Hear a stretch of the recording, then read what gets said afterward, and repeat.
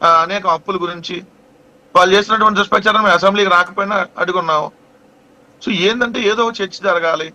ఇప్పుడు అసలు విషయాలను పక్కన పడేసి ఇప్పుడు 164 మంది వాళ్ళు టీం ఉన్నారు కదా, 3 పార్టీలు. ఈ రోజు ఆ 164 మంది 11 మంది కూడా డిస్కషన్ ఎందుకు? మేము ఆఫ్టర్ ఆల్ 11 ఎమ్మెల్యేనే, మీరు పులివెందుల ఎమ్మెల్యే మాత్రమే, మీ ప్రతిపక్ష నాయకుడు హోదా లేదు అని చెప్పి మాట్లాడే వాళ్ళకి మా గురించి డిస్కషన్ ఎందుకు? సో అయ్యన్న పాత్రుడి గారికి చాలా సమస్యలు ఉన్నాయి నిజంగా ప్రస్తావించాలంటే. ఏదైతే ఉత్తరాంధ్రలో గంజాయి హబ్ గా తయారైపోతా ఉంది, దాని గురించి మాట్లాడొచ్చు ఆయన. అయ్యా దీని మీద చర్యలు తీసుకుందాం అని చెప్పి మాట్లాడొచ్చు, ఎవరు కాదంటలా. ఇట్లాంటివి చాలా ఉన్నాయి. ఇంకోటి రీకాలు, వీళ్ళకి రీకాళ్ళు ఇవన్నీ ఏంటంటే ఒక సరదాగా టైంపాస్ గా మాట్లాడుకోవడానికి ఉపయోగపడతాయి. అసెంబ్లీకి రాకపోతే రీకాల్ అంటే మరి ప్రజలకు ఇచ్చినటువంటి మేనిఫెస్టోని అమలు చేయకపోతే మరి ఏ కాల్ చేయాలని, ఎన్నిసార్లు రీకాల్ చేయాలి? సో ఇవన్నీ పెద్ద చర్చ ఏమి ఉండదు సార్. అసలు విషయాలు పక్కన పడేయాలి. ఈ రోజు రాష్ట్రంలో జరుగుతున్నటువంటి ఏదైతే 99 పైసలకు భూములు అమ్మే ప్రక్రియో, లేదంటే ఈ రోజు రాష్ట్రంలో ప్రైవేట్ కి మెడికల్ కాలేజీని ప్రైవేట్ పరం చేసే కార్యక్రమాల్లో ఏం చర్చ జరగకూడదంటే ఏం చేయాలి? అసెంబ్లీ సమావేశాలకు మీరు ఎందుకు రావట్లా? అందాక జనసేన ఆయన మాట్లాడుతున్నాడు, అసెంబ్లీలోనే మాట్లాడాలి. ఏం మిగిలిన చోట మాట్లాడితే సమాధానం చెప్పరా?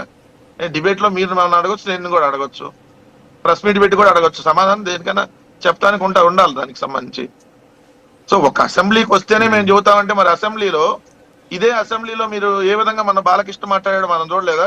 2 చేతులు జేబులో పెట్టుకొని బాగా గొప్ప అసెంబ్లీ నడుపుతున్న అయ్యన్న పాత్రుడి గారిను, రఘురామకృష్ణరాజు గారిని మరి శభాష్ అని పొగడాల్సింది జనసేన వాళ్ళు. మీ చిరంజీవి గారినే కదా ఆ రోజు కూడా అంది.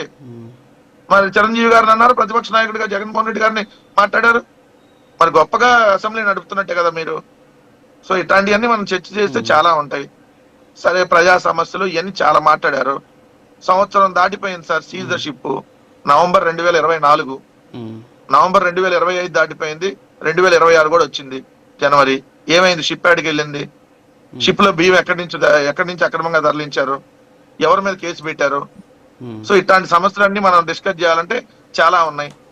సో అది ఓన్లీ అసెంబ్లీలోనే అంటే ఎన్ని రోజులు చర్చిస్తారు అసెంబ్లీలో?